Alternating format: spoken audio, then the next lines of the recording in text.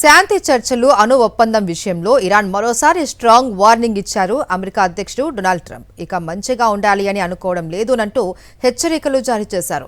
James bond 007 తరహాలో rifle పట్టుకొని serious look ఇస్తున్న ఫోటోను ట్రూత్ సోషల్లో పోస్టు చేశారు ట్రంప్. త్వరగా బుద్ధి తెచ్చుకోవాలి అని ఇరాన్కు హితవు పలికారు. చర్చలకు ఒప్పుకోకపోతే మరింత దూకుడుగా వెళ్తాము అని హెచ్చరించారు ట్రంప్.